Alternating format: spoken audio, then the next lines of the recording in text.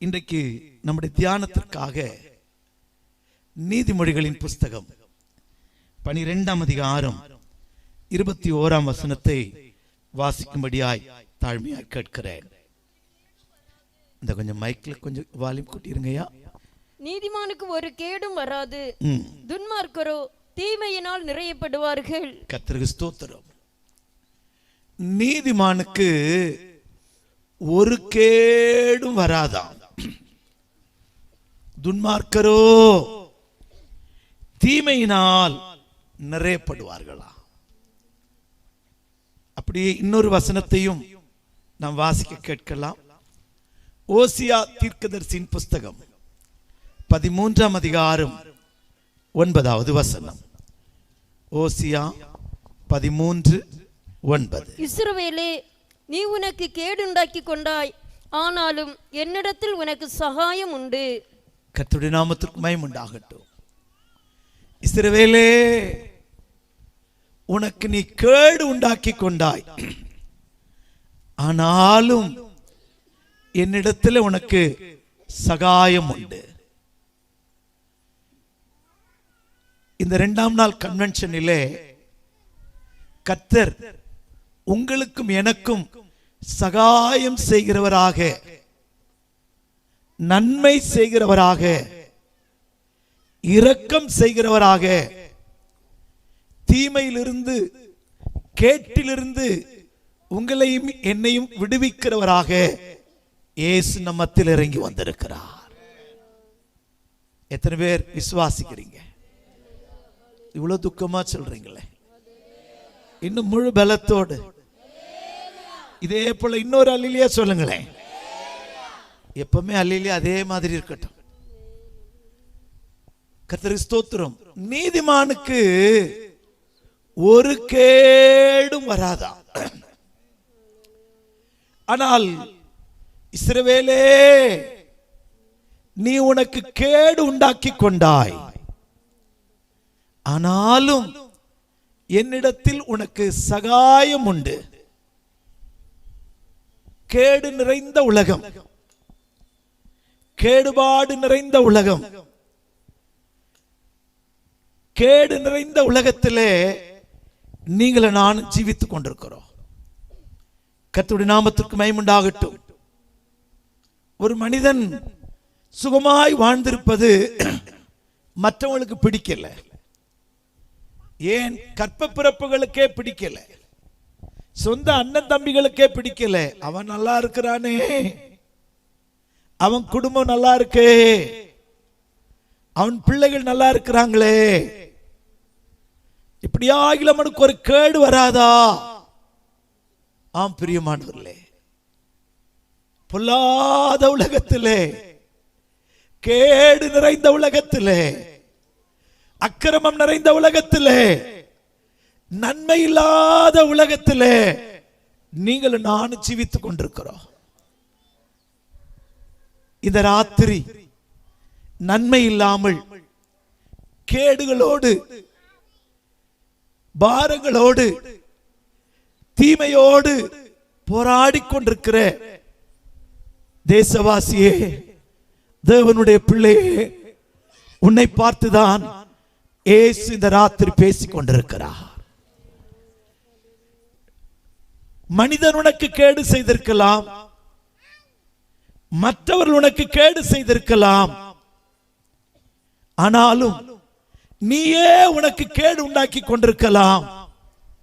இங்கே இஸ்ரவேல் ஜனத்தை பார்த்து கர்த்தர் அப்படிதான் சொல்லுகிறார். இஸ்ரவேலே, நீ உனக்கு கேடு உண்டாக்கி கொண்டாய், உன்னையே நீ கெடுத்து, பாவத்தினாலே, அக்கிரமத்தினாலே, வியாதியினாலே நீ கேடு உண்டாக்கப்பட்டவனை போல இருக்கலாம். இந்த ராத்திரி உன்மேல் மனதுருகுகிற கர்த்தர், உன்மேல் இரக்கமுள்ள கர்த்தர் உன்னை நீதிமானாய் மாற்றி, உனக்கு இருக்கிற எல்லா கேடுபாடுகளில் இருந்தும், உனக்கு இருக்கிற எல்லா பலவீனத்தில் இருந்தும், உனக்கு இருக்கிற எல்லா பொல்லாங்கில் இருந்தும், உன்னை கேடு உண்டாக்கி கொண்டாயே, உன்னை பொல்லாத வழியில் இருந்தும் உன்னை ரட்சிக்கும்படியாய், உன்னை மீட்கும்படியாய், உன்னை தூக்கி எடுக்கும்படியாய் என் இரட்சகராகிய இயேசு இந்த மைதானத்திலே தம்முடைய கரத்தை நீட்டி உனக்காக அவர் பேசிக் கொண்டிருக்கிறார். கோடியூரே, தேவனிடத்தில் உனக்கு தயை இருக்கிறது, தேவனிடத்தில் உனக்கு நன்மை இருக்கிறது, தேவனிடத்தில் உனக்கு இரக்கம் இருக்கிறது. என் தேவனுடைய இரக்கத்தை பெற்றுக் கொள்ளும்படியாய் இந்த ராத்திரி உன்னை கேடுபாடுகளிலிருந்து ரட்சிக்கிற இயேசு உன்னை கூவி அழைக்கிறார். இந்த சத்தத்திற்கு நீ செவி கொடுப்பாயாக, இந்த சத்தத்திற்கு நீ செவி மடுப்பாயாக. இஸ்ரவேலே, நீ உனக்கு கேடு உண்டாக்கி கொண்டாய். எல்லா கேடுபாடுகளினாலும், உன்னுடைய பாவத்தினாலும், உன்னுடைய பாவ பழக்க வழக்கத்தினாலும், உன்னுடைய சரீரத்திலே கேடு, குடும்பத்திலே தரித்திரம் என்கிற கேடு, பிள்ளைகளிலே ஆசீர்வாதம் இல்லாத கேடு, இப்படிப்பட்ட கேடுகளால நீ உன்னை உண்டாக்கி கொண்டிருப்பாயானால் உன்னை பார்த்துதான் கர்த்தர் இந்த ராத்திரி, இந்த கன்வென்ஷனின் 2ஆம் ராத்திரியிலே தீர்க்கமாய் கூப்பி அழைக்கிறார். என்னிடத்தில் உனக்கு சகாயம் உண்டு, என்னிடத்தில் உனக்கு சகாயம் உண்டு. இந்த தேவனுடைய சகாயம் இந்த கோடியூரை இந்த ராத்திரி எட்டி பார்க்கிறது. கர்த்தருடைய சகாயம் இந்த கோடியூரை இந்த ராத்திரி நோக்கி வந்திருக்கிறது. தேசவாசியே, உன் கேடுகளிலிருந்து, அபத்தங்களிலிருந்து, ஆபத்திலிருந்து உன்னை தப்பித்துக் கொள்ளும்படியா என் இரட்சகர் இந்த ராத்திரி கோடியூரின் மேல் கரத்தை நீட்டி இருக்கிறார்.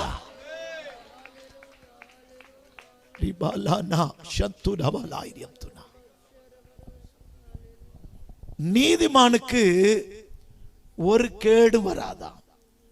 அப்படியானால் யாருக்கு கேடு வரும்? யாருக்கு கேடு வரும்? ஒருவேளை நான் பிரசங்கிக்கிற இந்த வார்த்தைகளை நீங்கள் கேட்கும் போது உண்மையாகவே என்னுடைய பொல்லாத கிரியைகளின் நிமித்தம், என்னுடைய பொல்லாத காரியங்களின் நிமித்தம் எனக்கு நான் கேடு உண்டாக்கி இருக்கிறேன் என்று இந்த ராத்திரி உணர்வாயானால், கேடுகளை காண்கிற மனுஷன் உன்னிலே பொல்லாதவைகளை கண்டால் விலகி போய் விடுவான். ஆனால் தெய்வமோ பரலோகத்தை விட்டு இறங்கி இந்த கோடியூரை சந்திக்க அவர் வந்திருக்கிறார். இந்த கோடியூரிலே தனக்கு கேடு உண்டாக்கி கொண்டவரை ரட்சிக்கும்படியா, இந்த கோடியூரிலே தனக்கு கேடு உண்டாக்கி கேடுகளின் மத்தியிலே ஜீவிக்கிற ஜனத்தை சகாயம் செய்து கரத்தை நீட்டி தூக்கி எடுக்கும்படியாய் இயேசு வந்திருக்கிறார். கர்த்தருக்கு ஸ்தோத்திரம். யாருக்கு கேடு வரும்?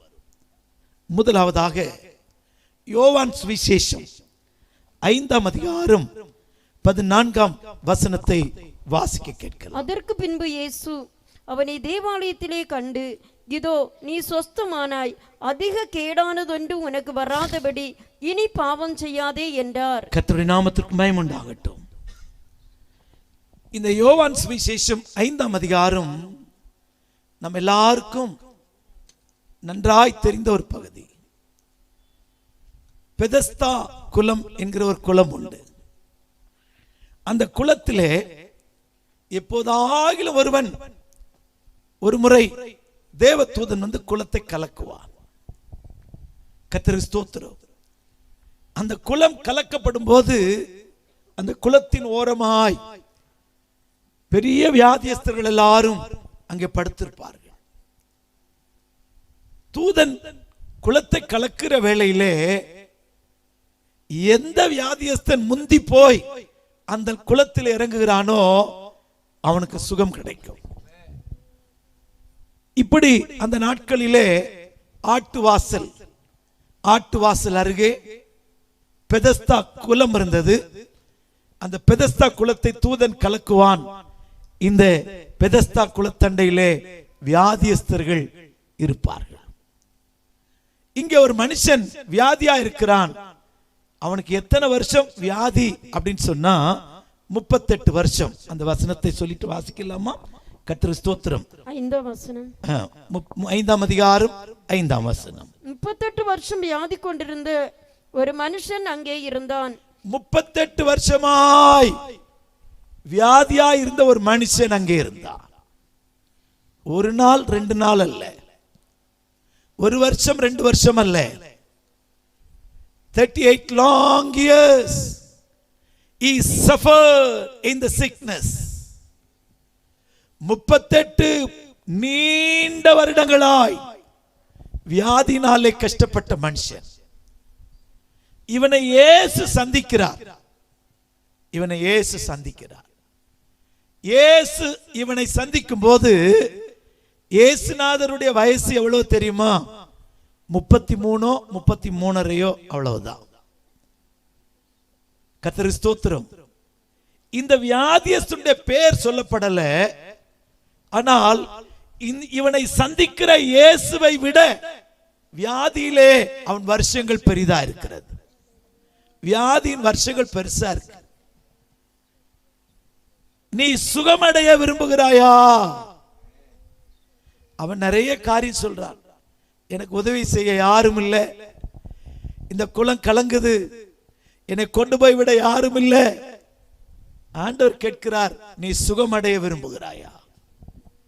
நீ சுகமடைய விரும்பினால் உன் படுக்கை எடுத்துக்கொண்டு நட. அவ்வளவுதான்.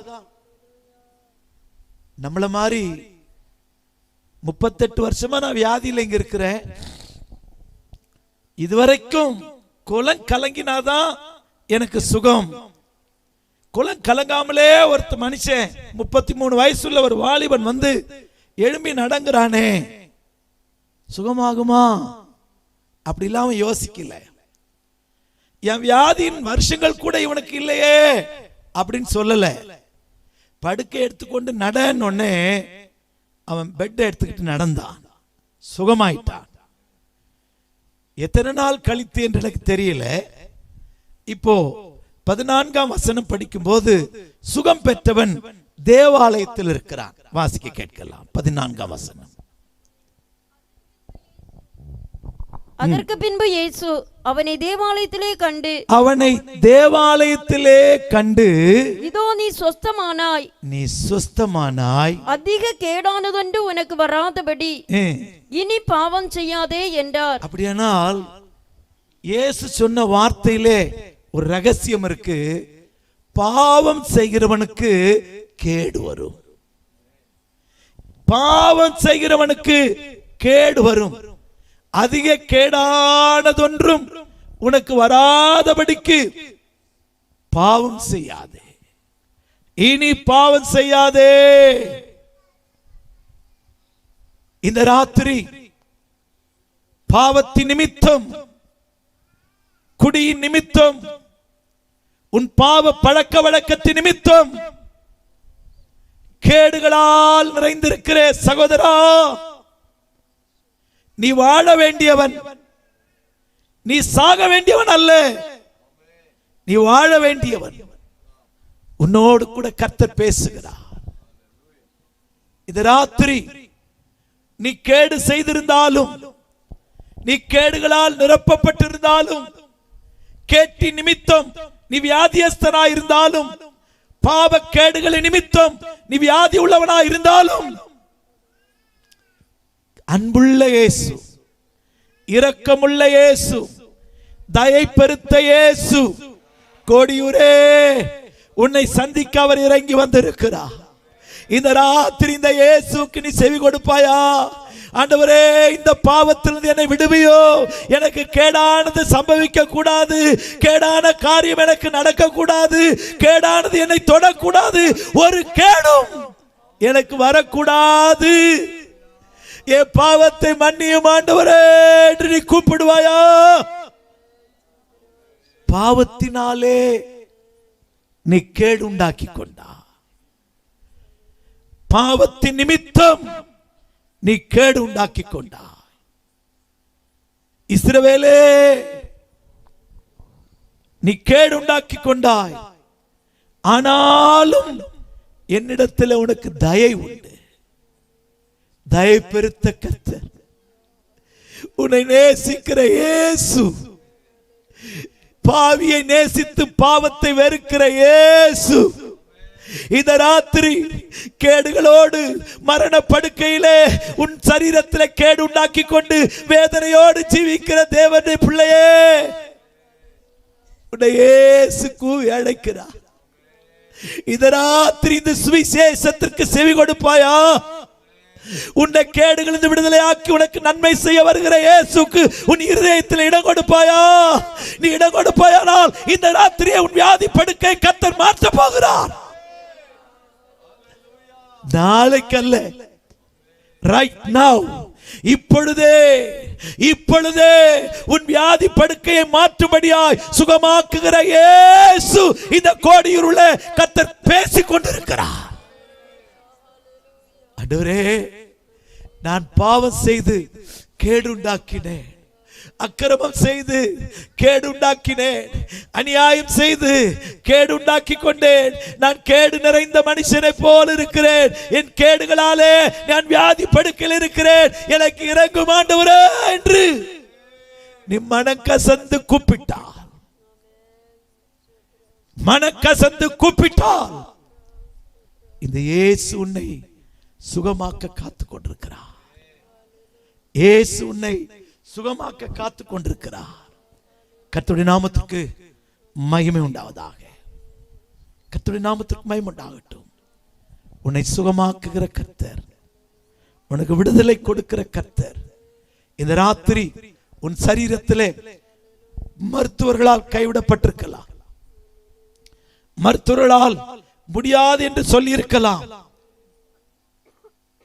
இந்த ராத்திரி இந்த இயேசுக்கு நீ ஒப்பு கொடுப்பாயா? என் அக்கிரமங்களை மன்னியும், என் பாவங்களை மன்னியும். பாவம் மனிதனுக்கு கேடு உண்டாக்குகிறதாம், பாவம் மனிதனுக்கு நன்மை வரவிடாதாம். பிரசங்கியின் புஸ்தகம் 8ஆம் அதிகாரத்திலே வாசிக்கும் பொழுது கர்த்தருக்கு ஸ்தோத்திரம், 11ஆம் அதிகாரத்திலே கர்த்தருக்கு ஸ்தோத்திரம், அங்கே பாவியான ஒருவன் மிகுந்த நன்மையை கெடுப்பான், பாவியான ஒருவன் மிகுந்த நன்மையை கெடுப்பான் என்று வேதம் சொல்லுகிறது. கர்த்தருடைய நாமத்திற்கு மகிமை உண்டாகட்டும். 9ஆம் அதிகாரம் கடைசி வசனம். யுத்த ஆயுதங்களை பார்க்கலும் ஞானமே நலம், பாவியான ஒருவன் மிகுந்த நன்மையை கெடுப்பான். பாவியான ஒருவன் மிகுந்த நன்மையை கெடுப்பானா? உனக்கு நன்மை இல்லாமல் போவதற்கு காரணம் என்ன? உனக்கு நன்மைக்கு பதிலாய் கேடு வர காரணம் என்ன?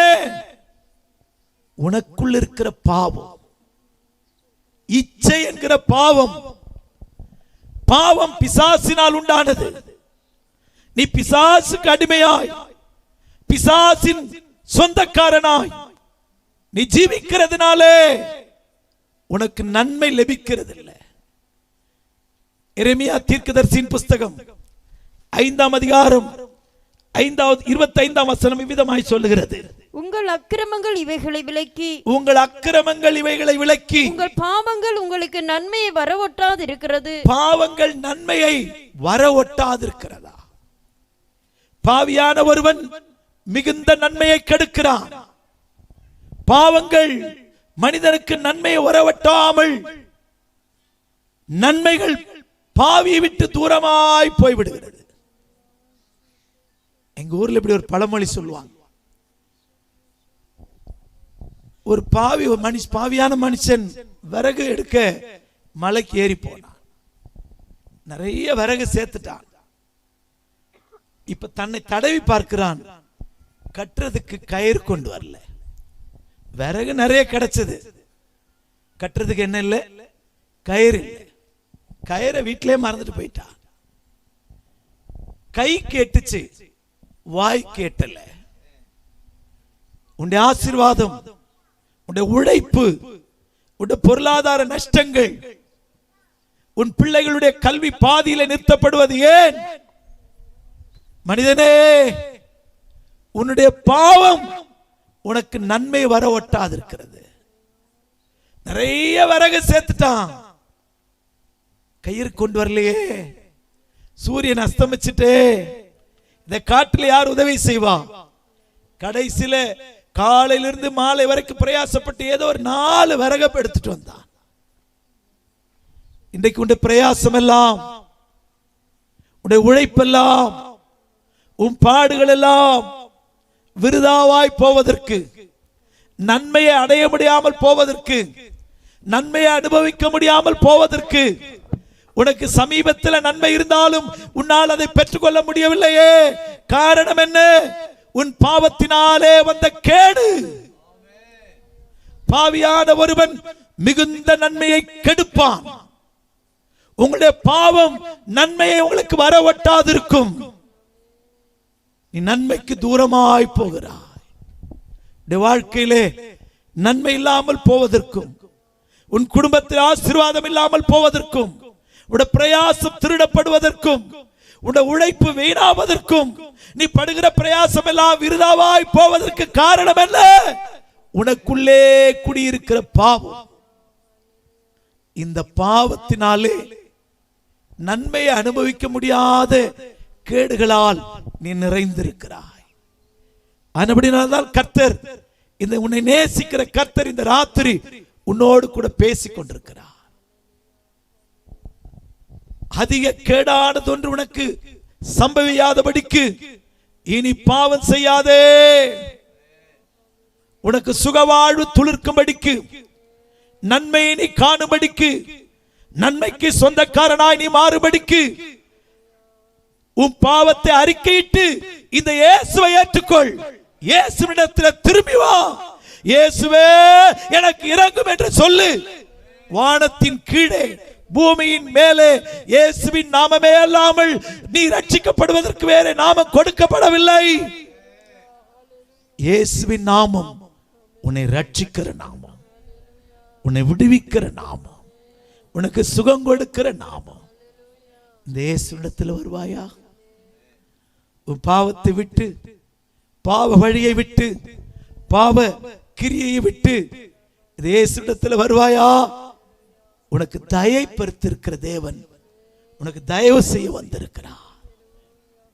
நீ கேடு உண்டாக்கி கொண்டாலும் உனக்கு நன்மை செய்ய இந்த கன்வென்ஷன் முகாந்திரம் தேசவாசியே உனக்கு நன்மை செய்ய என் இயேசு உன்னை நேசிக்கிறார், உன்னை அழைக்கிறார்.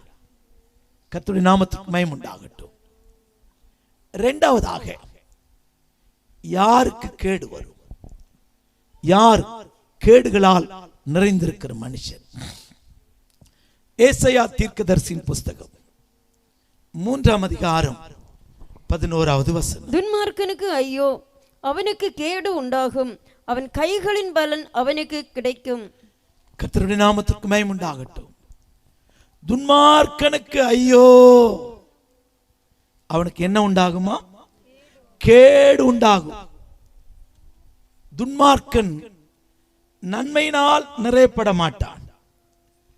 துன்மார்க்கனுக்கு ஐயோ, அவனுக்கு கேடு உண்டாகும், அவன் கைகளின் பலன் அவனுக்கு கிடைக்கும். கர்த்தருடைய நாமத்துக்கு மகிமை உண்டாகட்டும். துன்மார்க்கன், முன்பு பாவம் செய்கிறவனை குறித்து கேட்டோம். இப்போ துஷ்ட கிரியைகள், துன்மார்க்க கிரியைகள். கர்த்தருடைய நாமத்துக்கு மகிமை உண்டாகட்டும். இந்த துன்மார்க்க கிரியைகள் செய்கிறவனுக்கு கேடு வருமா? கர்த்தருடைய நாமத்துக்கு மகிமை உண்டாகட்டும். வேதத்திலே ஒரு தகப்பனுக்கு 12 பிள்ளைகள். யோசேப்பு என்கிற 11வது குமாரனை தகப்பன் ரொம்ப நேசித்தான். பல வர்ணமான அங்கிகளை அவனுக்கு வாங்கி கொடுத்தான். மற்ற சகோதரருக்கு எல்லாருக்கும் பொறாமை. மற்ற 10 பேர் ஆடு மேய்த்துக் கொண்டிருக்கிறார்கள். இவன் ஒரு நாள் சொப்பன கண்டான், கதிர்கட்டுகள் தன்னை வணங்குவதாகவும். இதை கேட்டபோது சகோதரமார்க்கெல்லாம் பொறாமை. இவன் தகப்பனிடத்தில் பட்சமா இருக்கிறான். கர்த்தருக்கு ஸ்தோத்திரம். தகப்பன் நேசிக்கிறார், இவனை நாம் வணங்குவதா? ஒரு நாள் தகப்பன் ஆடுகளை மேய்க்கிற தன் பிள்ளைகளுக்கு இந்த நேசிக்கிற குமாரனிடத்திலே கொஞ்சம் ஆகாரங்களை கொடுத்து சகோதரமாருடைய நலனை விசாரித்து கொண்டு வா என்று அனுப்புகிறார். இந்த இளைய சகோதரனோ ஆகாரத்தை சுமந்தவனாய் சகோதரன்மாரை தேடி ஓடிக்கொண்டே இருக்கிறான். அவன் தூரத்தில் வருவதை 10 சகோதரர்கள் கண்டுட்டாங்க. அதுல ஒருத்தன் சொல்றான், அதோ சொப்பனக்காரன் வருகிறான், அவனை கொன்று இந்த குடிகளிலே போடுவோம், அவன் சொப்பனை எப்படி நிறைவேறுது என்று பார்ப்போம். சகோதரமாருடைய துன்மார்க்க கிரியை, சகோதரருடைய துர்க்கிரியைகள், அவங்க ஆடு மேய்க்கும் போது அவருடைய துர்க்கிரியைகள் எல்லாவற்றை கொண்டு வந்து அவன் தகப்பனிடத்திலே சொல்லுவான். கர்த்தருடைய நாமத்திற்கு மகிமை உண்டாகட்டும். இந்த துன்மார்க்க கிரியைகளுக்கு ஏற்ற பலன் அவர்களுக்கு உண்டாகுமா? துன்மார்க்கனுக்கு கேடு உண்டாகும், அவன் கைகளின் பலனை அடைந்து தீருவான் என்று வேதம் சொல்லுகிறது. அவன் கைகளின் பலன் அவனுக்கு கிடைக்கும். உன்னுடைய துன்மார்க்க கிரியைக்கு ஏற்ற பலன் தான் உனக்கு கிடைக்கும். இவனை ரூபன் பரிந்து பேசினதினாலே இவனை குழியில போட்டார்கள், அவனை விற்று விட்டார்கள். எகிப்து தேசத்துக்கு அடிமையாய் இவன் கொண்டு போகப்பட்டான். சில வருஷங்கள் உருண்டோடிற்று. தேவன் ஞாபகம் உள்ளவர், கர்த்தர் ஞாபகம் உள்ளவர். ஒருவேளை துன்மார்க்கத்திற்கு ஏற்ற தண்டனை கிடைக்கவில்லை என்று உன்னுடைய இருதயம் துணிகரம் கொள்ள வேண்டாம். பிரசங்கி அதை தான் சொல்லுகிறான். துன்மார்க்க கிரியைகளுக்கு ஏற்ற தண்டனை கிடைக்காததினாலே, சீக்கிரத்தில் கிடைக்காததினாலே மனுஷனுடைய இருதயம் என்ன செய்கிறதாம்? துணிகரம் கொள்கிறதாம். கர்த்தர் இதை கவனிக்க மாட்டார், கர்த்தர் இதை கேட்க மாட்டார், கர்த்தர் இதெல்லாம் பார்க்க மாட்டார். தெய்வ கிருபை ஒண்ணு நடக்காது. வாசிக்கலாம் 8:11. துர்க்கிரியைகளுக்கு தக்க தண்டனை சீக்கிரமாய் நடவாதபடியால் மனுபுத்திரரின் இருதயம் பொல்லாப்பை செய்ய அவர்களுக்குள்ளே துணிகரம் கொண்டிருக்கிறது. துர்க்கிரியைகளுக்கு தக்க தண்டனை. நான் இன்னைக்கு ஒரு பாவம் செய்திருக்க யார் கண்டுபிடிச்சா? இன்னைக்கு ஒரு களவு செய்திருக்க யார் கண்டுபிடிச்சா? அவன் இன்னும் களவு செய்ய, இன்னும் கொலை செய்ய, இன்னும் பாவத்தை செய்ய, இன்னும் துன்மார்க்க கிரிகளை செய்ய அவனுடைய இருதயம் துணிகரம் கொள்கிறதா? கர்த்தருக்கு ஸ்தோத்திரம். நண்பனே, துர்க்கிரிகளை செய்து துர்க்கிரிகளுக்கு தக்க தண்டனை எனக்கு கிடைக்கல என்று சொல்லி உன் இருதயம் துணிகரம் கொள்ள வேண்டாம். இவர்கள் அப்படிதான் நினைச்சிட்டாங்க. அவனை அந்நிய தேசத்தில் விட்டு போட்டுட்டோம், சொப்பனை எப்படியே நிறைவேறும். ஒரு தேசத்திலே பஞ்சம் வந்தது.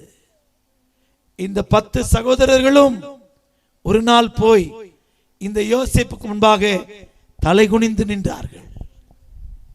கர்த்தருக்கு ஸ்தோத்திரம். கர்த்தர் ஞாபகம் உள்ளவர், கர்த்தருக்கு ஸ்தோத்திரம். அவர் சொன்னதை செய்ய வல்லவர். குறித்த காலம் வரைக்கும் தரிசனம் வைக்கப்படும். அது தாமதித்தாலும் காத்திரு, அது நிச்சயமாய் நடக்கும். நிச்சயமாய் இந்த தரிசனம் நிறைவேறும். கர்த்தருக்கு ஸ்தோத்திரம். இப்பொழுதுதான் சிமியோனை கொண்டு வாருங்கள். சிமியோனை கட்டி வைத்த போதுதான் புலம்புகிறார். பார்வோனுடைய பாத்திரம், யோசேப்பின் பான பாத்திரம் அவருடைய சாக்கில் இருந்த போதுதான் சொல்லுகிறார், ஐயோ, தன் தமையனுக்கு செய்த துரோகத்தினால் நாம் பாவம் செய்து அகப்பட்டு கொண்டோமே. கர்த்தருடைய நாமத்திற்கு மகிமை உண்டாகட்டும். எவ்வளவு நாள் உருண்டோடினாலும் உன் பாவ கிரியைகளுக்கு தக்க தண்டனையை கர்த்தர் கொடுப்பார். துன்மார்க்கத்துக்கு தக்க தண்டனையை கர்த்தர் கொடுப்பார். தேவன் மறக்கிறவர்கள் அல்ல. பார்வோன் ஆண் பிள்ளைகள் எல்லாம் நைல் நதியிலே கொன்று போடுங்கள் என்று சொல்லி, ஆண் பிள்ளை பிறக்குமானால் கொன்று போடுங்கள் என்று சொல்லி மருத்துவச்சிகளுக்கு கட்டளையிட்டார். ஞாபகம் உள்ள கர்த்தர், பார்வோனின் துக்கிரியை கண்ட கர்த்தர், அதே பார்வோனையும் அவன் சேனையையும் செங்கடலிலே மூழ்க பண்ணினார். நீ எதை விதைக்கிறாயோ அதையே அறுப்பாய். நீ புளிய விதைச்சிட்டு நெல்ல அறுக்க முடியாது. நீ தினைய விதைச்சிட்டு கரும்பு அறுவடை செய்ய முடியாது. எந்த துர்க்கிரியை நீ செய்கிறாயோ அந்த துர்க்கிரியைக்கு தக்க பலன் உனக்கு வரும். துன்மார்க்கனுக்கு கேடு வரும். இந்த ராத்திரி துன்மார்க்க ஜீவியம் செய்கிற சகோதரா, துன்மார்க்க ஜீவியம் செய்கிறவர்களே, உங்களோடு கர்த்தர் பேசிக் கொண்டிருக்கிறார். நீ கேடு செய்தாலும் என்னிடத்தில் உனக்கு தயை உண்டு, என்னிடத்திலே உனக்கு தயை உண்டு. நீ தயை பெறும்படிக்கு, என் இரக்கத்தை பெறும்படிக்கு இந்த ராத்திரி உனக்கு ஒரு தருணம் கொடுக்கிறேன். இந்த தருணத்தை பயன்படுத்திக் கொள்வாயா? இந்த வாய்ப்பை பயன்படுத்திக் கொள்வாயா? சகேயு என்கிற மனுஷன், அநியாயமாய் வட்டி வாங்குகிற மனுஷன், ஒரு நாள் இயேசு எரிகோவின் வழியாய் வருகிற வேளையிலே அவன் காட்டத்தி மரத்தில் ஏறி உட்கார்ந்து இயேசுவை பார்க்க ஆசையா இருந்தான். இயேசு அவனுக்கு ஒரு சான்ஸ் கொடுத்தார், ஒரு தருணம் கொடுத்தார். ஓ ஜக்கேயஸ், hastily come down. சகேயுவே, நீ சீக்கிரமாய் இறங்கி வா. இயேசுவை வீட்டுக்கு அழைத்து கொண்டு போனான். ஊர் ஜனம் எல்லாம் சொன்னாங்க, பாவியான மனுஷனிடத்தில் இயேசு தங்க போனாரே, இயேசு வாசம் பண்ண போனாரே. இந்த ராத்திரி ஊரார் உலகம் எல்லாம் உன்னை துன்மார்க்கன் என்று சொல்லலாம், பாவி என்று சொல்லலாம். இயேசு உன்னை நேசிக்கிறார். கோடியூரே, இயேசு உன்னை நேசிக்கிறார். நீ துன்மார்க்கத்துக்கு தக்க தண்டனையை நீ அடையாதபடிக்கு உன்னை ரட்சிக்கும்படி இயேசு உன்னை அழைக்கிறார். லோத் என்கிற மனுஷன் சோதேம் குமாராவிலே போய் குடியிருந்தான். நாள்தோறும் அக்கிரம கிரியைகளை கண்டு, சோதேமின் அக்கிரமத்தை கண்டு, சோதேமில் நடக்கிற அநியாயங்களை கண்டு, நீதியுள்ள தன் இருதயத்திலே வாதிக்கப்பட்ட நீதிமானாகிய லோத்தை அந்த தேசத்தை எல்லாம் அழித்து அவனை ரட்சித்தது போல, கோடியூரே, துன்மார்க்கத்திலே வாரிக்கொள்ளாதபடிக்கு, கேடு உன்னை வாரிக்கொள்ளாதபடிக்கு இந்த ராத்திரி கர்த்தர் உனக்கு ஒரு தருணம் கொடுத்து பேசுகிறார். இந்த தருணத்தை நீ பயன்படுத்திக் கொள்வாயாக. இதுவே ரட்சண்ய நாள், இதுவே மனம் திரும்புதலின் நாள். உனக்கு தந்திருக்கிற இந்த நாளில் ஆகிலும் உன் சமாதானத்துக்கு ஏற்றுள்ளி அறிவாயானால் உனக்கு நலமாயிருக்கும். இயேசுவிடத்தில் வா. உன் பொல்லாத கிரியைகளை விட்டு, துன்மார்க்க கிரியைகளை விட்டு, அக்கிரம கிரியைகளை விட்டு வெளியே வா. கர்த்தர் காணல, என் பாவத்தை இயேசு பார்க்கல, தெய்வம் எங்க இருக்கிறார்னு கேள்வி கேட்காத. கர்த்தருக்கு ஸ்தோத்திரம். துன்மார்க்கத்துக்கு தக்க, துர்க்கிரியைகளுக்கு தக்க தண்டனை சீக்கிரமாய் நடவாதபடினாலே, மனுபுத்திரனே, உன் இருதயம் துணிகரம் கொள்ள வேண்டாம். துணிகரமான பாவத்திற்கு விலகி இயேசுவிடத்தில் வருவாயா? பாவி என்றுன்னை அவர் தள்ளவே மாட்டார். ஆவலாய் உன்னை இயேசு அழைக்கின்றாரே. பாவி என்றுன்னை அவர் தள்ளவே மாட்டார். ஆவலாய் உன்னை இயேசு அழைக்கிறாரே. கலங்கிடாதே, தாவி ஓடி வா. தந்தை இயேசுவின் சொந்தம் கொள்ளவா. கலங்கிடாதே, தாவி ஓடி வா. தந்தை இயேசுவில் சொந்தம் கொள்ளவா. தந்தை இயேசுவில் சொந்தம் கொள்ளவா. இயேசு கிறிஸ்துவின் அன்பு என்றும் மாறாதது. இயேசு கிறிஸ்துவின் மாறா கிருபை என்றும் குறையாதது. இயேசு கிறிஸ்துவின் மாறா கிருபை என்றும் குறையாதது.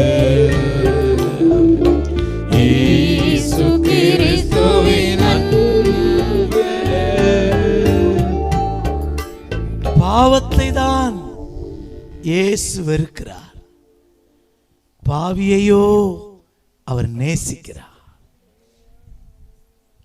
பாவம் மனிதனுக்கு கேடு உண்டாக்குகிறது. துன்மார்க்க கிரியை மனிதனுக்கு கேடு உண்டாக்குகிறது.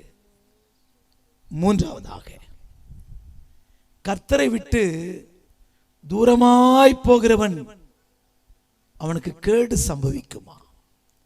ஏசாயா தீர்க்கதரிசியின் புஸ்தகத்திலே 1 அதிகாரம் 4 வசனத்தை வாசிக்க கேட்கலாம். ஐயோ, பாவமுள்ள ஜாதியும் அக்கிரமத்தால் பாரம் சுமந்த ஜனமும் பொல்லாதவர்களின் சந்ததியும் கேடு உண்டாக்குகிற புத்திரருமாய் இருக்கிறார்கள். கர்த்தரை விட்டு இஸ்ரவேலின் பரிசுத்தருக்கு கோபம் உண்டாக்கி பின்வாங்கி போனார்கள். கர்த்தருக்கு ஸ்தோத்திரம். கேடு உண்டாக்குகிற ஒரு கூட்ட புத்திரரை, ஒரு கூட்ட ஜனத்தை ஏசாயா தீர்க்கதரிசி அடையாளம் கண்டுபிடிக்கிறார். இவர்கள் யார்? கர்த்தரை விட்டு தூரம் போகிற ஜனம், தெய்வத்தை விட்டு தூரம் போகிற ஜனம். 2 விதத்திலே தேவனை விட்டு தூரம் போகலாம். ஒன்று, ஏசாயா சொல்லும் போது அவர்கள் வாயினாலே என்னை துதிக்கிறார்கள், அவருடைய இருதயமோ தூரமா இருக்கிறது. இருதயத்திலே தூரம் போகிற ஒரு கூட்டம். இன்னொரு கூட்டம் தெய்வத்தை விட்டே தூரம் போகிற ஒரு கூட்டம்.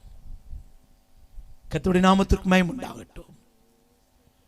நான் ஒரு இடத்துல ஊழியம் செய்து கொண்டிருந்த போது ஒரு தகப்பனுக்கு ஒரே ஒரு பையன்,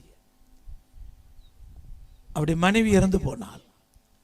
இந்த பையனை வளர்ப்பதற்காக அவர் மீண்டும் திருமணம் செய்யாமல் இந்த பையனுக்காக தன்னுடைய வாழ்க்கையை தியாகம் பண்ணி வாழ்ந்திருந்தார். இவன் கல்லூரிக்கு கால் வைத்தான். 2வது வருஷம் 3வது வருஷம் படிச்சு முடிக்கல. உலகத்துள்ள எல்லா தீமையான பழக்கத்தையும் அவன் கண்டுபிடித்தான். எல்லா தீமையான பழக்கத்திற்கும் அடிமையாய் போனான். யாரோ அவனை தூண்டி விட்டதுனாலே தகப்பனிடத்தில் ஒரு நாள் இவ்விதமாய் கேட்டான், என்னுடைய பங்கை எனக்கு தா, நான் தூரமாய் போகிறேன். என் தாய் எனக்கு சவதரித்த ஆஸ்தியை எனக்கு பணமாய் கொடு, நான் உம்மை விட்டு தூரம் போக விரும்புகிறேன். தகப்பனை எவ்வளவு சொல்லி பார்த்தார். தகப்பனை அடிக்க பாய்ந்தான். ஊழியக்காராகி நாங்கள் போய் புத்தி சொன்னோம், ஒன்றும் எடுபடல. ஒரு நாள் அந்த தகப்பன் ஒரு தீர்மானம் பண்ணினான். கொஞ்சம் பணம் ஒரு மஞ்ச பையில போட்டு அந்த பையனை கூப்பிட்டு, இந்த பணத்தை உனக்கு தருகிறேன், உன் விருப்பப்படி நீ போகலாம். போகும்போது ஒரே ஒரு சின்ன காரியம் செய்ய சொல்லுகிறேன், அதை மட்டும் செய்வியா சொல்லுங்க. இந்த பணத்தை வாங்கிட்டு வீட்டை விட்டு இறங்கி போகும்போது நீ அப்பா அப்படின்னு கூப்பிடணும். நான் சொல்லுவேன், பயப்படாதே மகனே, நான் உன்னோடு கூட இருக்கிறேன். இன்னொரு 100 அடி தூரம் போகும்போது அப்பான்னு கூப்பிடு. உன் சத்தம் நான் கேட்கும் போது சொல்லுவேன், பயப்படாதே, நான் உன் கூட இருக்கிறேன். இனி கொஞ்சம் தூரம் போகும்போது சத்தமிட்டு கூப்பிடு. கர்த்தருக்கு ஸ்தோத்திரம். இவ்வளவுதானே, இதை நான் செய்யறேன்னு சொல்லிட்டு பணத்தை வாங்கி கொண்டு ரொம்ப சந்தோஷமாய் வீட்டு காம்பவுண்ட் விட்டு இறங்கும் போது அப்பான்னு கூப்பிட்டான். தகப்பன் சொன்னான், பயப்படாத மகனே, நான் உன் கூட இருக்கிறேன். இன்னும் கொஞ்சம் தூரம் போனான், அப்பான்னு கூப்பிட்டான். தகப்பனும், பயப்படாத மகனே, நான் உன்னோடு கூட இருக்கிறேன். இன்னும் கொஞ்சம் தூரம் போகும்போது வீட்டு மாடியில ஏறி தகப்பன் செவி மடுத்து கேட்டான். அப்பா என்று கூப்பிடுகிற சத்தம் காதில் விழுந்தது. இவன் உரக்க சத்தமாய் சொன்னான், பயப்படாத மகனே, நான் உன்னோடு கூட இருக்கிறேன். தூரம் அதிகரிக்க அதிகரிக்க மகன் கூப்பிடுகிற சத்தம் தகப்பன் காதில் விழல. தகப்பன் பயப்படாதே நான் உன்னோட கூட இருக்கிறேன் என்று சொல்லுகிற சத்தம் மகனுக்கு விழல. அப்பொழுதுதான் தகப்பன் மார்பில் அடித்து புலம்பினான், என் மகன் என்னை விட்டு தூரம் போயிட்டானே. My son, go away from me. என்னை விட்டு தூரம் போயிட்டானே. அவன் குடித்த போது அழாத தகப்பன், தகப்பனை அடிக்கும் போது அழாத தகப்பன், தகப்பனை வேதனைப்படுத்தின போது அழாத தகப்பன், தன் மகனுடைய சத்தம் கேட்காத போது கதறினான், புலம்பினான். இதிலிருந்து ஒரு சத்தியத்தை நான் கற்றுக்கொண்டேன். நீங்கள் ரட்சிக்கப்பட்டிருக்கலாம், ஞானஸ்நானம் பெற்றிருக்கலாம், பரிசுத்த ஆவியை பெற்றிருக்கலாம். உங்களுக்கும் தேவனுக்கும் சம்பந்தம் உண்டா? ஐக்கியம் உண்டா? You are close with God or far away from our God? நீ தேவனோடு கூட கிட்டி இருக்கிறாயா, இல்லாவிட்டால் தூரம் போயிருக்கிறாயா? தேவ சத்தம் உன் காதுல விழுகிறதா? கர்த்தருடைய சத்தத்தை உன்னால் கேட்க முடிகிறதா? தேவன் பேசுகிற வார்த்தை உன் காதுகளிலே விழுகிறதா? உனக்கும் தெய்வத்துக்கு ஒரு ஐக்கியம் இருக்கிறதா? தேவன் ஆதாமையும் ஏவாளையும் தோட்டத்தை விட்டு துரத்தின பின்பு ஆதாம் கர்த்தருடைய சத்தத்தை கேட்டதாகவோ கர்த்தரோடு ஐக்கியம் இருந்ததாகவோ வேதத்தில் வாசிக்க முடியல. தோட்டத்துக்குள்ளே நுழையாதபடிக்கு சுடர்வழி வீசுகிற பட்டயத்தை கர்த்தர் வைத்துட்டார். அவன் தோட்டத்திற்குள்ளே நுழைய முடியாது. அருமையான விசுவாசியே, இந்த சபை தொடங்கி 50 வருஷங்கள் ஆகிறது. 50வது கன்வென்ஷனை கண்டு கொண்டிருக்கிறோம். உனக்கும் தேவனுக்கும் ஐக்கியம் உண்டா? இல்லாவிட்டால் தேவனை விட்டு நீ தூரம் போயிருக்கிறாயா? தேவன் உன்னை பகலில் குளிர்ச்சியான வேலையில கூப்பிடுகிற சத்தம் உன் காதுகளில் விழுகிறதா? தேவன் பேசுகிற சத்தம் உன் காதுகளில் கேட்கிறதா? தெய்வத்தோடு உனக்கு ஒரு நல்ல ஐக்கியம் இருக்கிறதா? இந்த அனுபவம் இல்லாவிட்டால் நீ தேவனை விட்டு தூரம் போயிருக்கிறாய். Yes, you are far away from God. நீ தேவனை விட்டு தூரமா இருக்கிறாய். தேவனை விட்டு தூரம் போகிறவர்களுக்கு கேடு செய்கிற சந்ததி என்று சொல்லப்பட்டிருக்கு. தேவன் இல்லாத ஜீவியம் செய்கிற உடைய வாழ்க்கையிலே கேடு சம்பவிக்குமா? ஓசியா தீர்க்கதரிசியின் புஸ்தகம் 7ஆம் அதிகாரம் 13வது வசனம். ஓசியா 7:13 வாசிக்க கேட்கலாம். அவர்கள் என்னை விட்டு அலைந்து திரிகிறபடியால் அவர்களுக்கு ஐயோ, அவர்களுக்கு கேடு வரும். கர்த்தருக்கு ஸ்தோத்திரம். என்னை விட்டு அலைந்து திரிகிறபடியால் அவர்களுக்கு கேடு வரும். கர்த்தருக்கு ஸ்தோத்திரம். இன்றைக்கு சத்தியத்தை விட்டுட்டு, சபையை விட்டுட்டு, மெய்யான ஆராதனையை விட்டுட்டு தீர்க்க தரிசனங்களை தேடி போகிற கூட்டம் ஒரு கூட்டம் பெருகிற்று. கர்த்தருக்கு ஸ்தோத்திரம். அவர் என்னை விட்டு அலைந்து திரிகிறபடியால் அவர்களுக்கு கேடு வரும். அருமையான தேவனுடைய பிள்ளையே, தேவனோடு கூட இருக்கிறாயா? தெய்வத்தை விட்டு நீ தூரம் போயிருக்கிறாயா? தேவனுக்கு உனக்கும் ஐக்கியம் இருக்கிறதா? இல்லாவிட்டால் தெய்வத்தை விட்டு நீ தூரமாய் போயிருக்கிறாயா? 2 பேதுரு 2ஆம் அதிகாரம் 20ஆம் வசனம் விதமாய் சொல்லுகிறது. கர்த்தரும் இரட்சகருமாய் இருக்கிற இயேசு கிறிஸ்துவை அறிகிற அறிவினாலே உலகத்தின் அசுத்தங்களுக்கு தப்பினவர்கள் மறுபடியும் அவைகளில் சிக்கிக்கொண்டு ஜெயிக்கப்பட்டால் அவர்களுடைய பின்னிலைமை முன்னிலைமையிலும் கேடுள்ளதாய் இருக்கும். கர்த்தர் ஸ்தோத்திரம். கர்த்தரும் ரட்சகருமாயிருக்கிற இயேசுவை அறிந்த ஜனம் அவர்கள் கேடுகளிலே பாவத்திலே பாவத்தினால் ஜெயிக்கப்பட்டால் பின்மாற்ற ஜீவியத்தை காட்டுகிறது. முன்பு இயேசுவை ஏற்றுக்கொண்டவர்கள் ரட்சிக்கப்பட்ட ஜனம் இப்ப என்ன செய்துட்டாங்கன்னா தெய்வத்தை விட்டு தூரம் போயிட்டாங்க. பாவத்தினாலே ஜெயிக்கப்பட்டால் உலகத்தின் அசுத்தங்களுக்கு தப்பினவர்கள், ஒரு காலத்திலே உலக அசுத்தம் வேண்டாம் என்று உலக மார்க்கம் வேண்டாம் என்று தப்பினவர்கள் மறுபடியும் அவைகளில் சிக்கிக்கொண்டார். சிக்கிக்கொண்டு ஜெயிக்கப்பட்டால் முன்னிலைமையை விட பின்னிலைமை அதிக கேடுள்ளதா இருக்குமா? நீ ரட்சிக்கப்பட்டுட்டு ஞானஸ்நானம் பெற்றுட்டு அபிஷேகம் பெற்று ஆவிக்குரிய சபையில் இருந்துட்டு கர்த்தரோடு நல்ல ஐக்கியத்தில் இருந்துட்டு இப்ப தேவனை விட்டு நீ தூரம் போவாயானா, மீண்டும் உலகத்திலே போவாயானா, மீண்டும் உலகத்தின் அசுத்தத்திலே சிக்கிக் கொள்வாயானா, பின்னிலைமை கேடுள்ளதா இருக்குமா? அதனாலதான் இந்த ராத்திரி கர்த்தர் எச்சரித்து பேசுகிறார். நீ பாவியா இருக்கலாம், துன்மார்க்கனா இருக்கலாம், பின்மாற்றக்காரனா இருக்கலாம், தெய்வத்தை விட்டு தூரம் போன மனுஷனா இருக்கலாம். ஒரு காலத்திலே ஆவியில நிரம்பினேனே, ஆவியில அளந்து கொடுத்தேனே, ஆவியில பறந்தேனே, இன்னைக்கு அந்த நிலவரம் எப்படி இருக்கு? கர்த்தருக்கு ஸ்தோத்திரம்.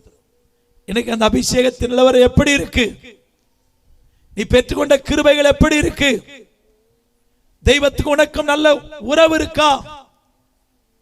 இந்த ராத்திரி உனக்கு உறவை புதுப்பித்துக் கொடுக்க, இஸ்ரவேலே நீ கேடு உண்டாக்கி கொண்டாய், ஆனாலும் என்னிடத்தில் தயை உண்டு, என்னிடத்தில் சகாயம் உண்டு, உனக்கு சகாயம் செய்யும்படியாய், மீண்டும் உன்னுடைய ஆவிக்குரிய அனுபவத்தை புதுப்பிக்கும்படியாய், மீண்டும் உன்னுடைய ஜீவியத்தை புதுப்பிக்கும்படியாய் ஆண்டவர் பேசிக் கொண்டிருக்கிறார். நீ வருவாயா? நீ வருவாயா? இந்த சத்தத்தை கேட்டு மனம் திரும்புவாயா? ஆண்டவரிடத்தில் திரும்பி வருவாயா? உன்னை இயேசு நேசிக்கிறார். தெய்வத்தை விட்டு தூரம் போயிருக்கிற பின்மாற்றக்காரனே, ஏதோ ஒரு காரணத்தினால் கர்த்தரையும் சபையையும் பரிசுத்தவான்களையும் பரிசுத்தவான்களுடைய ஐக்கியத்தை விட்டு பொல்லாதவருடைய கூட்டத்தில் போய் சேர்ந்திருக்கிற சகோதரா சகோதரியே, உன்னை விடுவிக்க கர்த்தர் அழைக்கிறார். உனக்கு சகாயம் செய்ய கர்த்தர் அழைக்கிறார். உன் பின்மாற்ற நிலைமையை நீ உணர்வாயா? அந்த இளைய குமாரன் தன்னுடைய நிலைமையை உணர்ந்தான். பன்றிகளுக்கு கிடைக்கிற தவிட்டினால் தன் வயிற்றை நிரப்ப ஆசையா இருந்தான். அது கூட அவனுக்கு கிடைக்கல. தன்னை உணர்கிறான், ஐயோ என் நிலவரம் எத்தனை கேடு உள்ளது, தவிடும் கூட கிடைக்கலையே, என் தகப்பன் வீட்டிலே பூர்த்தியாய் ஜனங்கள் சாப்பிடுகிறார்களே, என் வேலைக்காரில் ஒருவராய் என்னை ஏற்றுக்கொள்ளும் என்று என் தகப்பனிடத்தில் போவேன் என்று சொல்லி தீர்மானத்தோடு திரும்பினது போல இந்த ராத்திரியிலே, இந்த கன்வென்ஷனுடைய இரண்டாம் ராத்திரியிலே கர்த்தர் தேவசமே உன்னை கூப்பி பேசுகிறார். இந்த சத்தத்தை கேட்டு ஒரு மெய்யான மனம் திரும்புதலோடு நான் தெய்வத்தை விட்டு தூரம் போனேன், கர்த்தர் என்னை திரும்பி வருகிறேன் என்று நீ திரும்பி வந்தால் உனக்கு தயை செய்ய காத்திருக்கிறார். உனக்கு ஒரு புதிய வஸ்திரத்தை வைத்திருக்கிறார். ஒரு இழந்து போன முத்திரை மோதிரத்தை உனக்கு கொடுக்க வைத்திருக்கிறார். அபிஷேகத்தை கொடுக்க இயேசு காத்திருக்கிறார். பாதரட்சை கொடுக்க உனக்கு காத்திருக்கிறார். உனக்கு இழந்து போன கிருபா வரங்களை உனக்கு கொடுக்க காத்திருக்கிறார். உன்னை அழுக்கை நீக்க காத்திருக்கிறார். உனக்காக ஒரு விருந்து ஆயத்தம் பண்ண இயேசு காத்திருக்கிறார். மடங்கி வருவாயா? பின்மாற்ற வழியை விட்டு மடங்கி வருவாயா? பின்மாற்ற வழியை விட்டு திரும்பி வருவாயா? தெய்வத்தை விட்டு தூரமாய் போயிருக்கிற வழியை விட்டு திரும்பி வருவாயா? வேதத்துக்கு தூரமாய் இருக்கிறாயே, வேதத்தின் பட்சமாய் திரும்பி வருவாயா? தேவனுடைய நீதிக்கு தூரமாய் இருக்கிறியே, தேவனுடைய நீதியிலே திரும்பி வருவாயா? நீ வந்தால் உனக்கு அவர் இரக்கம் செய்ய காத்திருக்கிறார், உனக்கு நன்மை செய்ய காத்திருக்கிறார். கர்த்தருடைய நாமத்திற்கு மகிமை உண்டாகட்டும். அவருடைய இரக்கத்தை பெற, கிருபையை பெற நீ திரும்பி வருவாயாக. கர்த்தருக்கு ஸ்தோத்திரம். நாலாவதாக, ஐந்தாவதாக கர்த்தருக்கு ஸ்தோத்திரம். ஆம், தேவனுடைய ஆலோசனையை தள்ளுகிறவர்களுக்கு கேடு வருமா? If you reject or neglected the counsel of the Lord, you see the evil. லூக்கா 7ஆம் அதிகாரம் 30வது வசனத்தை, பரிசேயரும் நியாயசாஸ்திரிகளுமோ அவனாலே ஞானஸ்நானம் பெறாமல் தங்களுக்கு கேடுண்டாக தேவனுடைய ஆலோசனையை தள்ளிவிட்டார்கள். கர்த்தருக்கு ஸ்தோத்திரம். பரிசேயரும் நியாயசாஸ்திரிகளுமோ வென்றார், தங்களுக்கு கேடு உண்டாக தேவனுடைய ஆலோசனையை தள்ளிவிட்டார்கள். யோவான் ஸ்நானகன் ஞானஸ்நானம் கொடுத்து கொண்டிருக்கிறார். இந்த ஞானஸ்நானம்ங்கிற சத்தியத்தை பரிசேயரும் வேதபாரகரும் நியாயசாஸ்திரிகளும் கேள்விப்படல. இவர் என்னையா எல்லாரையும் தண்ணில முக்கி முக்கி எடுக்கிறாரு, இது என்ன புதுசா இருக்கு? யோவான் ஸ்நானகனாலே பிரசங்கம் கேட்டவங்க எல்லாரும் போர் வீரர்கள் வருகிறார்கள், ஆயக்காரர்கள் வருகிறார்கள், தலைவர்கள் வருகிறார்கள். எங்களுக்கு ஞானஸ்நானம் வேணும், எங்களுக்கு ஞானஸ்நானம் வேணும். யோவான் ஸ்நானம் உடனே ஞானஸ்நானம் கொடுத்துடல. விரியன் பாம்பு குட்டிகளே, வரும் கோபத்துக்கு தப்பித்துக் கொள்ள உங்களுக்கு வகை காட்டினவன் யார் அப்படின்னு கேட்கிறார். கர்த்தருக்கு ஸ்தோத்திரம். ஆனால் ஒரு கூட்ட ஜனங்கள், இது என்ன மோசே சொல்லாத பிரமாணம்? மோசேயின் பிரமாணத்தை விட யோவான் ஸ்நானகனுடைய ஞானஸ்நானம் பெரிதோ? மோசேதாயா பெரியவர், அவர்தான் தேவனிடத்தில் பிரமாணங்களை எழுதி வாங்கிட்டு வந்தவர். அவரை விட இந்த யோவான் யார்? கர்த்தருக்கு ஸ்தோத்திரம். இவர் என்ன புதுமையான ஒரு உபதேசத்தை செய்கிறாரே. ஜனங்கள் யோவான் ஸ்நானனுடைய ஞானஸ்நானத்தை பெரும் கூட்டம் ஏற்றுக்கொள்ளல.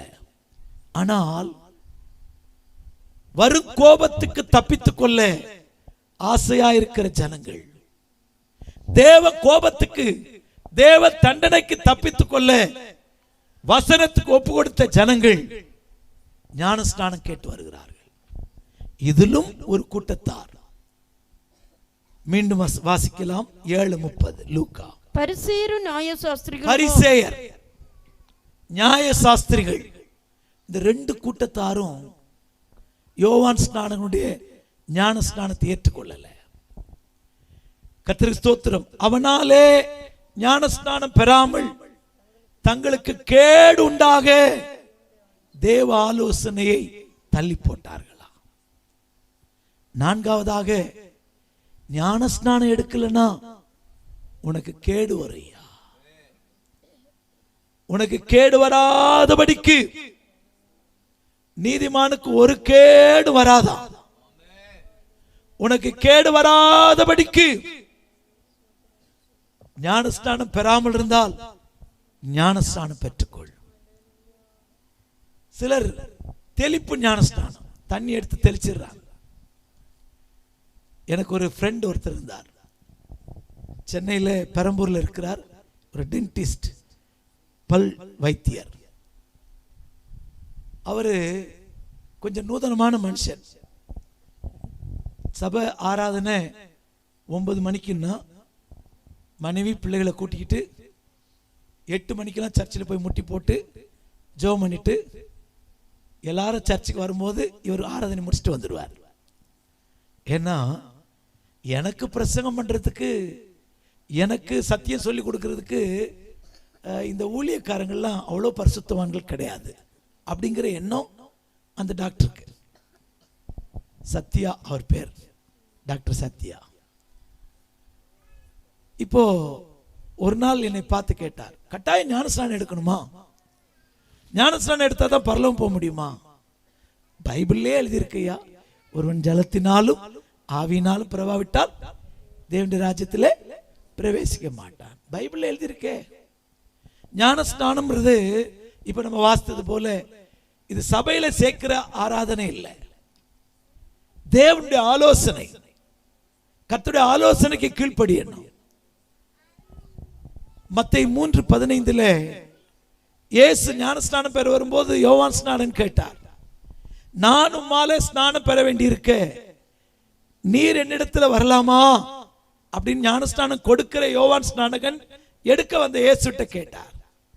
இயேசு சொன்னார், இப்பொழுது இடங்கொடு, இப்படி எல்லா நீதியை நிறைவேற்றுவது நமக்கு ஏற்றதா இருக்கிறதுன்னு சொன்னார். அப்ப ஞானஸ்நானத்துல ஒரு மனுஷன் தேவனுடைய நீதியை நிறைவேற்றுகிறான், தேவ நீதியை தரித்துக் கொள்கிற இடம். அதனால்தான் ரோமர் 13ஆம் அதிகாரத்திலே நாம் வாசிக்கும் போது, உங்களில் கிறிஸ்துவுக்குள்ளாய் ஞானஸ்நானம் பெற்றவர்கள் எத்தனை பேர்களோ அத்தனை பேரும் கிறிஸ்துவை தரித்துக் கொண்டீர்களே. கர்த்தருடைய நாமத்திற்கு மகிமை உண்டாகட்டும். கிறிஸ்துவுக்குள்ளாய் ஞானஸ்நானம் பெற்றவர்கள் எத்தனை பேரோ அத்தனை பேர் என்ன செய்தார்களாம்? கிறிஸ்துவை தரித்துக் கொண்டார்களாம். நீங்கள் கிறிஸ்துவை தரித்துக் கொள்ளும்படி, இயேசுவை வஸ்திரம் போல தரித்துக் கொள்ளும்படி, கிறிஸ்துவின் நீதியை தரித்துக் கொள்ளும்படி கர்த்தருக்கு ஸ்தோத்திரம், நீங்கள் ஞானஸ்நானம் பெறணும். கலாத்தியர் 3ஆம் அதிகாரம் கடைசி வசனம் நினைக்கிறேன். ஏனெனில் உங்கள் கிறிஸ்துவுக்குள்ளாக ஞானஸ்நானம் பெற்றவர்கள் எத்தனை பேரோ 27ஆம் வசனம், அத்தனை பேரும் கிறிஸ்துவை தரித்துக் கொண்டீர்களே.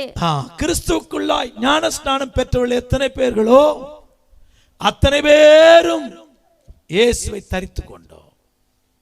தேவ நீதியை நிறைவேற்றுகிற இடம் ஞானஸ்நானம், தேவ ஆலோசனை நிறைவேற்றுகிற இடம் ஞானஸ்நானம், கிறிஸ்துவை தரித்துக் கொள்ளுகிற இடம் ஞானஸ்நானம். கர்த்தருக்கு ஸ்தோத்திரம். அப்ப நான் ஞானஸ்நானம் எடுக்கிறேன் அப்படின்னாரு. அப்போ எனக்கு சந்தோஷம். அவர் எப்ப எடுக்கிறேன்னு சொல்லுங்க, நம்ம ஆயத்தம் பண்ணிட்டு நம்ம கொடுக்கலாம் அப்படின்னு மனசுல யோசிச்சுட்டு இருக்கிறேன். திடீர்னு ஒரு 2 மாசம் கழிச்சு அவரை சந்தித்தேன். ஐயா, நாங்க ஞானஸ்நானம் எடுத்துட்டோம் அப்படின்னாரு. எங்க எடுத்தீங்க, யார் கொடுத்தா, எப்படி எடுத்தீங்க அப்படின்னு கேட்டேன். எருசலேமுக்கு போனோம், ஒரு டூர் போனோம். இந்த கைடு யோர்தான் நதி ஓரமா கூட்டிட்டு வந்தான். இந்த இடத்துல தான் இயேசுநாதர் ஞானஸ்நானம் பெற்றார் சொன்னான். நானும் எடுக்கணும் அப்படின்னேன். அதுக்குரிய வஸ்திரத்தை வாங்கணும். ஞானஸ்நானம் எடுக்க எருசலேம்ல வஸ்திரம், அதுக்குரிய வஸ்திரம் இருக்கு, அதை போட்டுக்கிட்டு தான் அந்த யோர்தான்ல இறங்கி முங்கணுமா. அவர் மனைவி, அவங்க மக, அவங்க பையன் வாடகைக்கு அந்த வஸ்திரம் வாங்கினாங்க. யோர்தான்ல போய் இறங்கிட்டாங்க. அவருக்கு ஒரு சந்தேகம். அந்த கைடு கிட்ட கேட்டாராம், please find out the perfect place where Jesus received the baptism. இயேசு எங்க ஞானஸ்நானம் பெற்ற அந்த இடத்தை கரெக்டா அந்த இடத்தை காட்டுங்க. அவனை பார்க்கவா செஞ்சான். இந்த இடத்துல தான் ஒண்ணே இறங்கி இவர் முங்கி எழுப்பிட்டார். 3 முறை முங்கி எழுப்பிட்டார். மனைவியும் 3 முறை முங்கி எழுப்பிட்டா. பிள்ளைகளும் 3 முறை முங்கி எழுப்பிட்டாங்க. எத்தனை முறையா முங்கனா? நாங்க ஒவ்வொருத்தரும் 3 முறை முங்கணும்.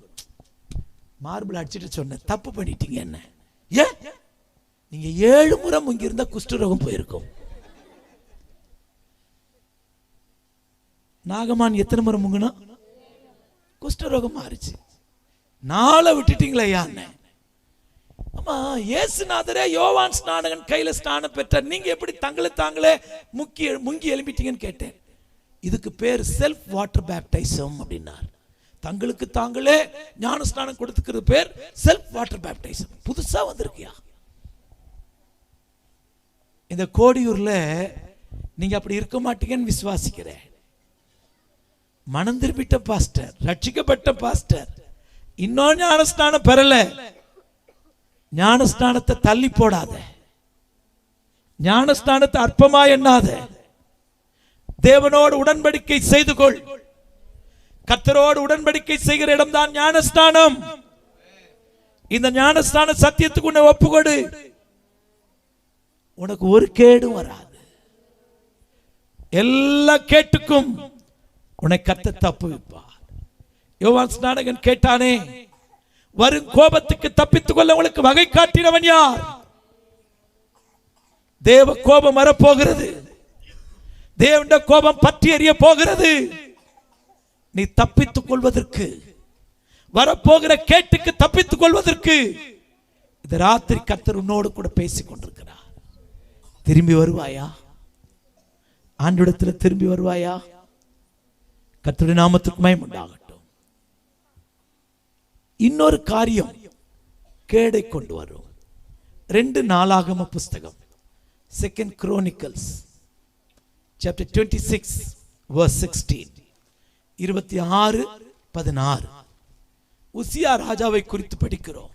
அவன் பலப்பட்ட போது தனக்கு கேடுண்டாக மட்டும் அவனுடைய மனம் மேட்டிமை,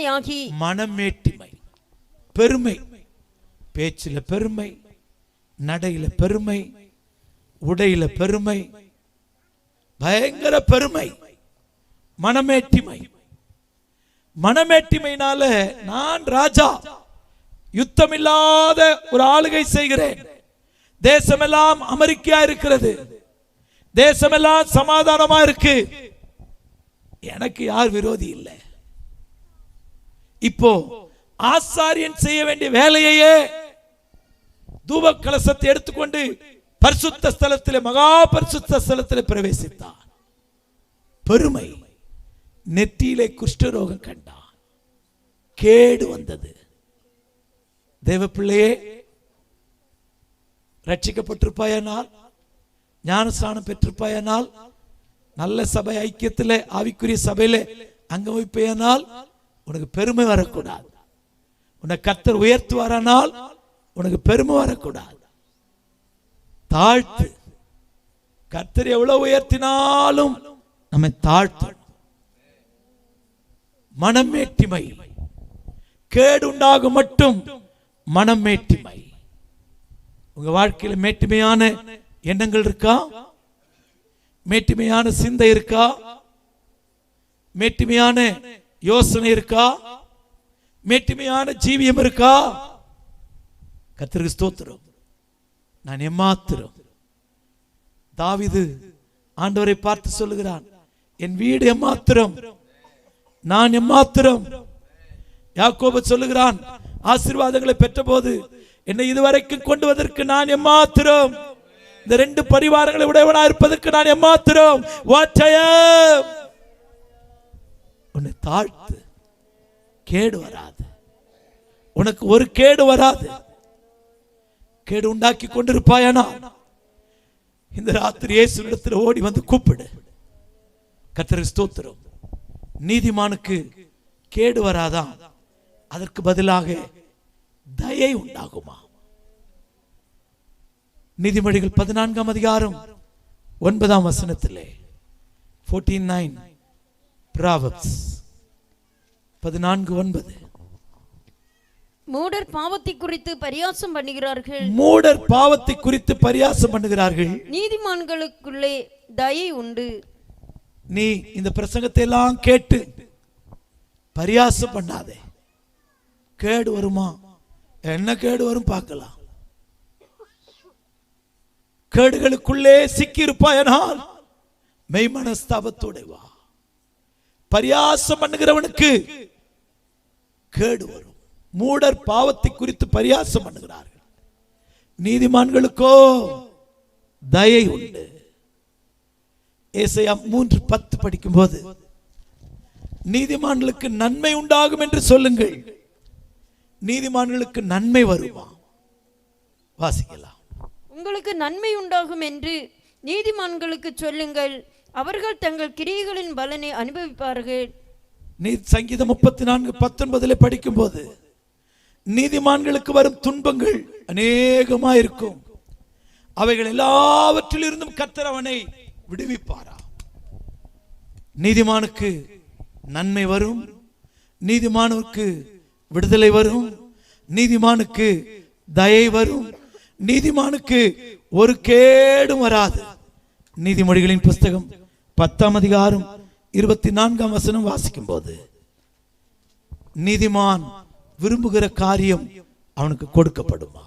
துன்மார்க்கன் பயப்படும் காரியம் அவனுக்கு வந்து நேரிடும். துன்மார்க்கன் பயப்படும் காரியம் அவனுக்கு வந்து நேரிடும்.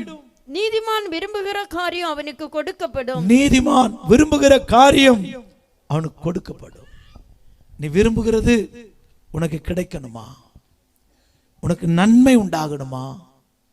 உனக்கு தயை உண்டாகணுமா? உனக்கு விடுதலை உண்டாகணுமா? ஒரு கேடு வராமல் நீ காக்கப்படணுமா? கர்த்தருக்கு ஸ்தோத்திரம்.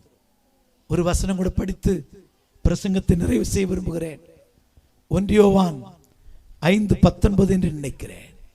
1 யோவான் 5:19 தேவனால் பிறந்தவன் 18 வாசிக்கலாம். தேவனால் பிறந்த எவனும் பாவம் செய்யான் என்று அறிந்திருக்கிறோம். தேவனால் பிறந்த எவனும் பாவம் செய்யான் என்று அறிந்திருக்கிறோம். தேவனால் பிறந்தவன் தன்னை காக்கிறான். தேவனால் பிறந்தவன் தன்னை காக்கிறான். பொல்லாங்கன் அவனை தொடான். பொல்லாங்கன் அவனை தொடான். தீமை தொடாது. பொல்லாங்கன் தொடமாட்டான். பார்வோன் ஒருவேளை உன்னை பின்தொடர்ந்து வரலாம், ஆனா உன்னை தொட முடியாது. சத்துரு தொடாத, தீங்கில்லாத, கேடு வராத, துன்பங்கள் வந்தாலும் உன்னை விடுவிக்கிற கர்த்தர் உன்னோடு கூட இருக்க. கேடுகள் உன்னை தொடாதிருக்க பாவத்தை விட்டு வெளியே வருவாயா? துன்மார்க்கத்தை விட்டு வெளியே வருவாயா? கர்த்தரை விட்டு தூரம் போயிருக்கிற நீ கர்த்தரண்டிலே திரும்பி வருவாயா? ஞானஸ்தானம் பெறாதிருக்கிற நீ ஞானஸ்தானம் பெற உன்னை ஒப்பு கொடுப்பாயா? மேட்டிமையான சிந்தையை விட்டு மனம் திரும்புவாயா? உனக்கு நன்மை தர காத்திருக்கிறார். உனக்கு கர்த்தர் நன்மை தர காத்திருக்கிறார். எத்தனை பேருக்கு கேடு வேண்டாம் என்று சொல்ல போகிறோம்? துன்மார்க்கன் என்னை, துஷ்டன் என்னை தொடாதவர் ஜீவியம் செய்ய விரும்புகிறேன் என்று எத்தனை பேர் வாஞ்சிக்கிறோம்? அப்படிப்பட்டவங்க மாத்திரம் கைகளை உயர்த்தலாமா? வலது கரத்தை உயர்த்துவீங்களா? ஒரு கேடு வராத ஒரு ஜீவியம் எனக்கு வேணும். சத்துரு தொடாத ஒரு ஜீவியம் எனக்கு வேணும். சத்துரு தொடராத ஒரு ஜீவியம் எனக்கு வேணும் என்று சொல்கிறவர்கள் உடைய வலது கரத்தை உயர்த்துவீர்களா? கரத்தை உயர்த்திருக்கிற நீங்கள் அப்படியே ஒரு நிமிஷம் எழுப்பி நிற்கலாமா? கொஞ்ச நேரம் தேவ சமூகத்திலே நம்மை சமர்ப்பிப்போம். ஆண்டவரே, பாவம் கேடு உண்டாக்கும், துன்மார்க்கம் கேடு உண்டாக்கும், தேவனை விட்டு தூரம் போகிற சுபாவம் கேடு உண்டாக்கும், தேவ ஆலோசனைக்கு கீழ்ப்படியாத சுபாவம் எனக்கு கேடு உண்டாக்கும். கேடான ஜீவம் எனக்கு வேண்டாம். எனக்கு நன்மை உண்டாகட்டும். எனக்கு ஆண்டவரே இரக்கம் உண்டாகட்டும். எனக்கு ஆண்டவரே விடுதலை உண்டாகட்டும். எத்தனை பேர் வாஞ்சிக்கிறோம்? ஒரு விடுதலை வாஞ்சிக்கிறவர்கள் எழுப்பி நிற்கிறதுக்காய் சந்தோஷப்படுகிறேன். நீங்கள் கர்த்தரை நோக்கி பாருங்கள். கர்த்தரை நோக்கி பாருங்கள். எழுப்பி நிற்கிற எல்லாரும் கண்களை மூடி கொஞ்ச நேரம் கர்த்தரை நோக்கி பார்ப்போம். ஒரு விடுதலை இந்த ராத்திரி நமக்கு லபிக்கட்டே. ஒரு விடுதலை நமக்கு இந்த ராத்திரி லபிக்கட்டே. ஒரு நன்மை இந்த ராத்திரி நமக்கு பிரவாகித்து வரட்டே. ஒரு ஆசீர்வாதம் இந்த ராத்திரி நம்ம மேல் இறங்கி வரட்டே. கூப்பிடலாமா? கூப்பிடலாமா? கர்த்தரை நோக்கி கூப்பிடலாமா? சத்தம் இல்லை. மியூசிக் சத்தத்தை விட உங்களோட சத்தம் கொஞ்சம் கூடட்டும். இது இசைக்கருவிகளுடைய சத்தத்தை விட உங்களோட சத்தம் கூப்பிடட்டும். கூப்பிடுங்க. இயேசுவே, இயேசுவே, எனக்கு கேடு வரக்கூடாது. எனக்கு என் குடும்பத்துக்கு கேடு வரக்கூடாது. என் பிள்ளைகளுக்கு தீமை வரக்கூடாது. சத்துரு தொடக்கூடாது. ஜெபிக்கலையே, ஜெபிக்கலையே. வாய்த்தரங்க, வாய்த்தரங்க. நான் ஒப்பு கொடுக்கிறேன். என் துன்மார்க்க ஜீவியத்தை விட்டு விலகி வருகிறேன். என் துன்பாவ கிரியை விட்டு விலகி வருகிறேன். ஆண்டவரே, ஆலோசனைக்கு கீழ்ப்படுகிறேன்.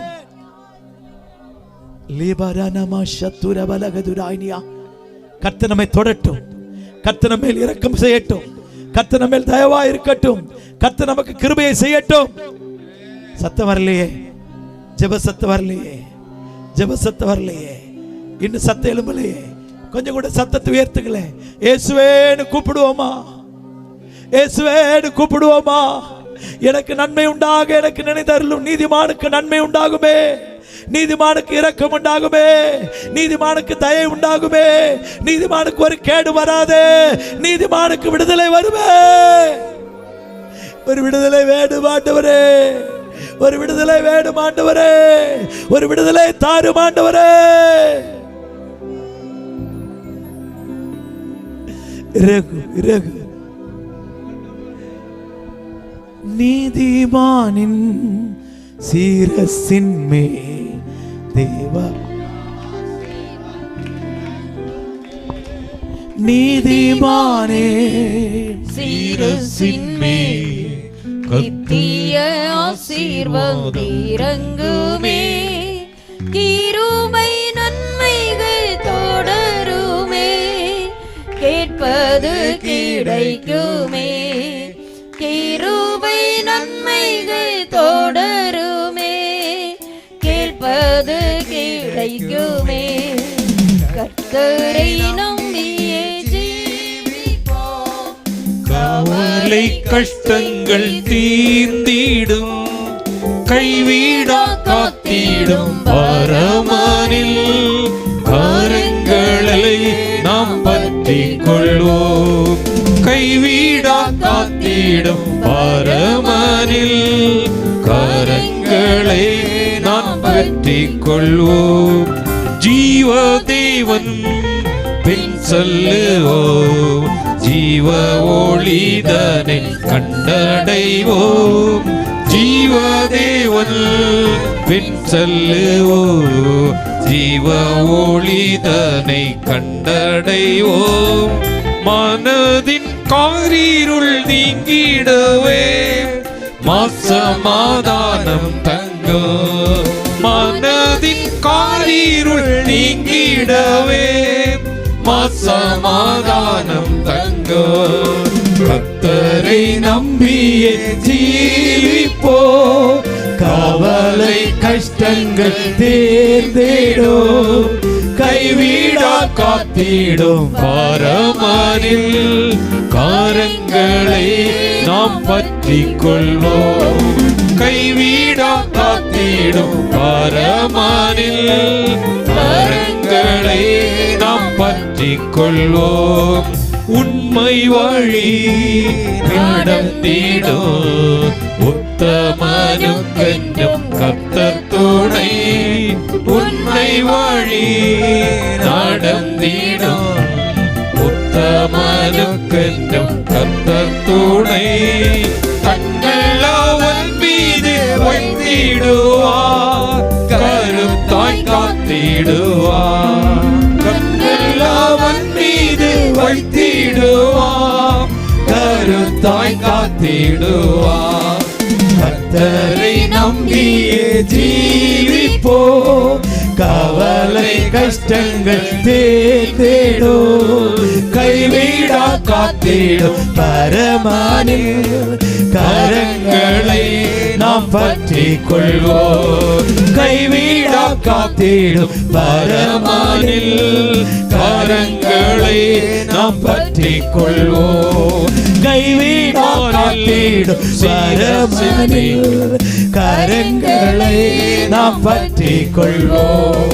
கைவிடா காத்திடும் பரமனில் கரங்களை நாம் பற்றிக் கொள்வோம். கைவிடா காத்திடும் பரமனில் கரங்களை நாம் பற்றிக் கொள்வோம். கைவிடா காத்திடும் பரமனில் கரங்களை பரமனில் கரங்களை நாம் பற்றிக் கொள்வோம். கைவிடா காத்திடும் பரமனில் கரங்களை அடித்து கர்த்தருடைய ஆசீர்வாதம் மேல் இறங்கட்டும், தயை இறங்கட்டும், விடுதலை இறங்கட்டும், கர்த்தருடைய வல்லமை இறங்கட்டும், கர்த்தருடைய அபிஷேகம் இறங்கட்டும். நல்ல கரங்களை தட்டி ஆவிக்குள்ளாய் கலைவுருவமாக நல்ல கரங்களை தட்டி கேடு வராத காக்கிற தேவன், ஒரு கேடு வராமல் காக்கிற தேவன், இரக்கம் செய்கிற கர்த்தர் இந்த ராத்திரி உனக்கு இரக்கம் செய்து கொண்டிருக்கிறார். அவருடைய இரக்கத்தை பெற்றுக் கொள்வாயாக.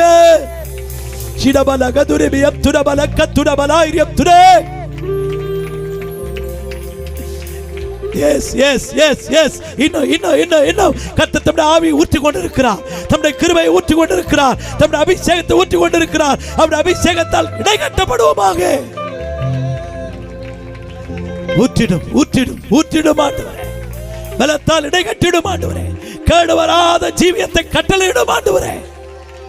கேட்டுக்குள்ள இருக்கிற ஜனங்களை ரட்சியும் ரட்சியும் ஆண்டவரே, ரட்சியும் கிருபை